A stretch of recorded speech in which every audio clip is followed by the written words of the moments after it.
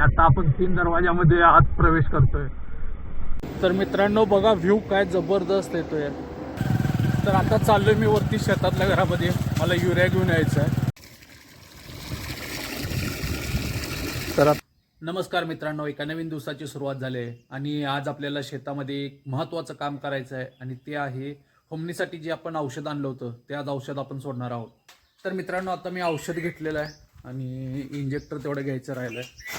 तर हे औषध जे आपण आणलं होतं आयमॅक्स एक आहे आणि कमांडर. तर हे कमांडर आहे आणि हे आयमॅक्स. ते आता 2 घेतले आहेत. पहिल्यांदा एक खोडव्यामध्ये सोडूया जिथं घुमणे आहे तिथे, ते महत्त्वाचं आहे. आता इंजेक्टर बघ,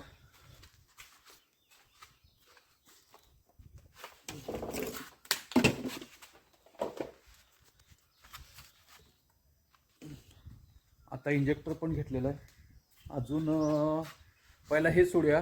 हे झाल्यानंतर मग जे 11 नंबरचा प्लॉट आहे त्यामध्ये जे लावण आहे त्याला 19 आणि युरिया एक 5 किलो असे मिक्स करून सोडायचं आहे.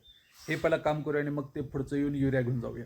तर मित्रांनो आता मी आलोय खाली प्लॉटमध्ये आणि आता माझ्या मागे जो खोडवा तुम्हाला दिसतोय त्या खोडव्यामध्ये आपल्याला आयमॅक्स आणि जे हुमणीसाठी आपण औषध आणले ते सोडायचं आहे. तर आता इथे औषध आणून ठेवलंय आणि अजून लाईट आलेलं नाही, तर लाईट येण्याची वाट बघतोय. लाईट आल्यानंतर मग लगेच आपण औषध सोडायला चालू करणार आहे.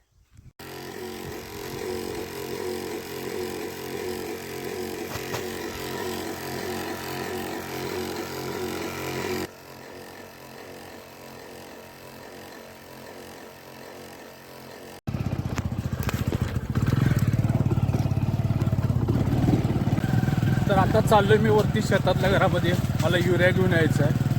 आता खोडव्याला तर औषध सोडून झालं आहे, आता मला युरिया सोडायचं आहे लावणीमध्ये. तर 19 एक किलो शिल्लक आहे, ते आणि युरिया असं मिक्स करून आता सोडतो. तर आता युरियामध्ये पाणी सोडले, 19 आणि युरिया मिक्स आहे. तर याला एक साधारण 5 मिनटं लागतील, युरिया पूर्णतः विरघळून जाईल. तर मित्रांनो आता मी युरियानी 19 आता आळवणी चालू केली आहे. युरिया आता पूर्णतः विरघळलेला आहे आणि इंजेक्टरद्वारे आता सोडलेला आहे. तर आता ही जी 11 नंबरचा आपला जो प्लॉट आहे या प्लॉटमध्ये आता युरियाची आळवणी चालू आहे. तर साधारण 10 मिनटं लागतील. 10 मिनटामध्ये ही आळवणी पूर्ण होईल. मग बघू आपण पुढचं काय करायचं, पुढचं नियोजन काय करायचं ते बघू. तर मित्रांनो आता 11 नंबरच्या प्लॉटला युरिया सोडून झाला आहे आणि आता मी प्लॉट नंबर 7मध्ये फक्त पाणी चालू ठेवलं आहे. आता ह्या खोडव्याला सुद्धा मी आयमॅक्स आणि जे आपण हुमणीचं औषध होतं आता हे सोडल्यानंतर ह्याचं पाणी बंद केलं आहे. पुढचे 2-3 दिवस याला आता पाणी अजिबात देणार नाही आहे. त्याला जरा चांगल्या पद्धतीने वॉक्स येऊ दे जमिनीला. तर आता झाले, आता चाललोय वरती शेतातल्या घरात आणि मग बघू पुढचं नियोजन काय करायचं आहे. तर मित्रांनो आता दुपारचे 3 वाजून गेलेत आणि मी आता तयार झालेलो आहे आणि मी चाललोय माझ्या आजीला भेटायला पन्हाळ्याला. बऱ्याच दिवसापासून आजींना भेटायला गेलो नव्हतो. आजीसुद्धा खूप आठवण काढत होती, आला नाहीस म्हणून. तर आता चाललोय आजींना भेटायला. जातो, आजींना पहिला भेटतो आणि मग आज तिथेच थांबणार आहे पन्हाळ्याला आणि उद्या पुन्हा शेताकडे येणार आहे. कामसुद्धा बरंच अजून शेतातलं शिल्लक राहिलंय. तर मित्रांनो आता मी तयार झालोय आणि मी आता चाललोय. तर भेटूया आपण मोठं ब्लॉगिंग करताना. तर आता मित्रांनो मी निघालेलो आहे, दुपारचे 3:30 वाजून गेलेत. तर आता इथून म्हणजे आमच्या शेतापासून पन्हाळ्याकडे साधारण 32-33 किलोमीटर आहे. 1 ते सव्वा तास लागतो जायला.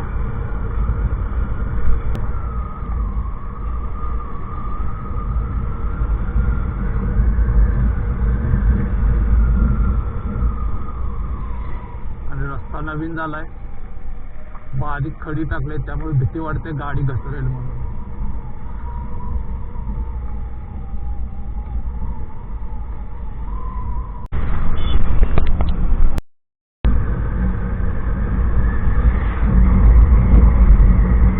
तर मित्रांनो समोर व्ह्यू बघा काय छान आले, सगळं भात शेती आहे. जबरदस्त व्ह्यू येतो इथं आल्यावर. आणि ही जी आहे ही आहे कुंभी नदी.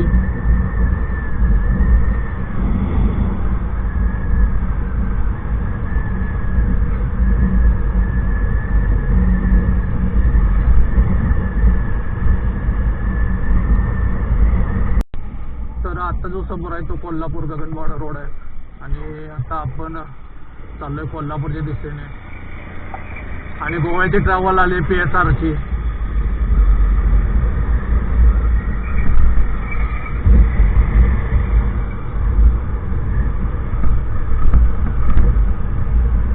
अजून एक नवीन फोरी लाल करकरीत लाल परी आलेली आहे. ती वेंगुर्ला आहे, कोल्हापूर वेंगुर्ला. तर मित्रांनो, आता जे आपण पन्हाळ्याला चाललोय ते आपण कोल्हापूर मार्गे जाणार नाही आहोत, आपण जाणार आहोत कोतोली मार्गे. तर आता इथून पुढे आपण हा रोड सोडून आज कळ्यात आज गावात जाणार आहेत.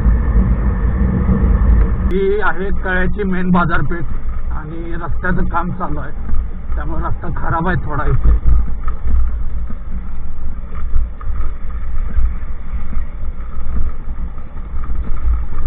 तर आता मित्रांनो, जी नदी आलेली आहे ही आहे कासारी नदी आणि हा ब्रिज आता नवीन बांधलेला आहे, म्हणजे 2-3 वर्षापूर्वी ब्रिज झालेला आहे. तर ही नदी आहे कासारी आणि जो लांब तुम्हाला जो डोंगर दिसतोय तो आहे पन्हाळगड आणि आपल्याला आता तिथे जायचं आहे.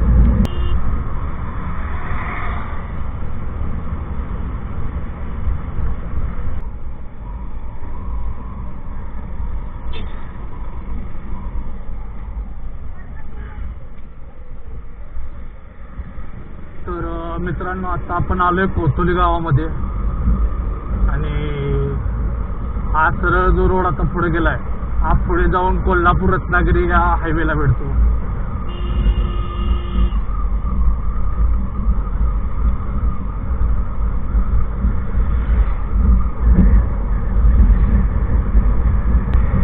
तर मित्रांनो, तुम्हाला मी जो रोड सांगत होतो की जो हा मधून जो रोड आहे हा भासरवाडी मार्गे आपण सरळ पन्हाळ्याला जाणार आहोत. आणि 4 व्हीलर असेल तर तुम्ही सरळ जावा, कारण की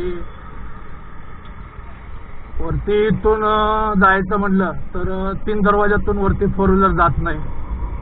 तर सरळ गेलेलं 4 व्हीलरला चांगलं. वाघबी मार्गे तुम्ही पन्हाळ्यात जाऊ शकता. आणि आता आपण जो रोड धरलाय तो आपण सरळ भासरवाडी, इथून पुढे आपण सरळ 3 दरवाजात जाणार आणि तिथून पुढे पन्हाळगडावर प्रवेश करणार.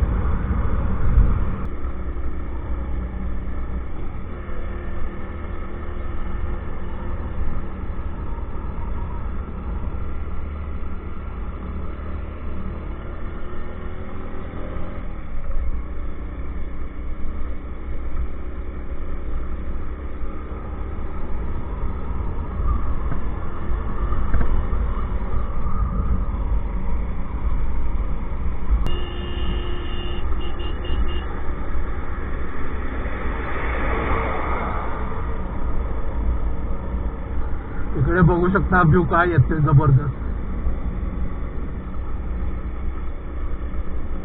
आपण त्या वरती पॉइंट वरती थांबूया, तिथून खूप छान दिसतो.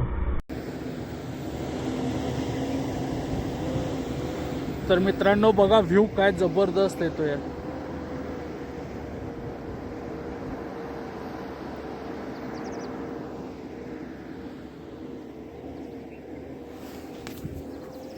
आणि आता आपण आज इथे आहे, अजून थोडे वरती गेले ना अजून आपण थोड्या डोंगराच्या टॉपवरती जायला आणि तिथून जबरदस्त व्ह्यू दिसतो, ते सुद्धा मी तुम्हाला दाखवतो.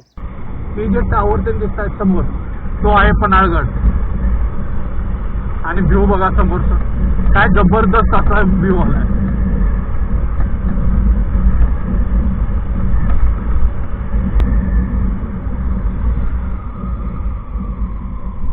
तर मित्रांनो, आता आपण इथून वरती पन्हाळगडावर चढणार आहोत. आता जो हा रोड आहे ना, हा रोड आता सरळ 3 दरवाजात जातो आणि 3 दरवाजातून आपण आज पन्हाळगडावरती प्रवेश करणार आहोत.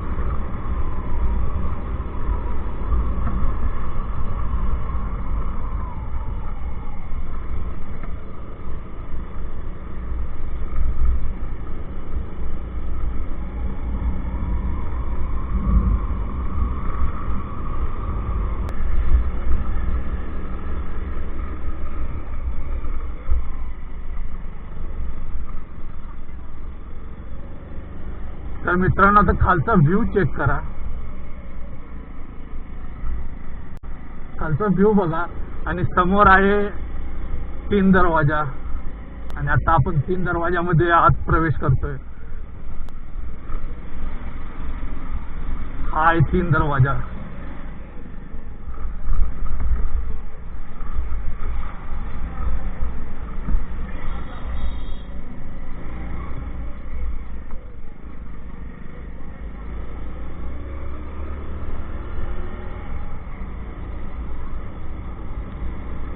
आणि आता आपण पन्हाळगडावरती आलेलो आहोत.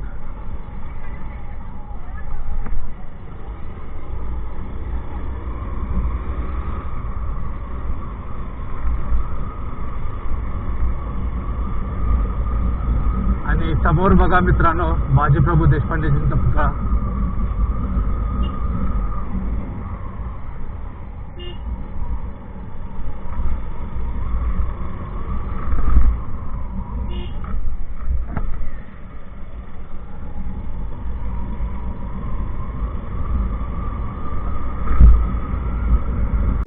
तर मित्रांनो, आता मी आलोय आमच्या घरी पन्हाळ्याला.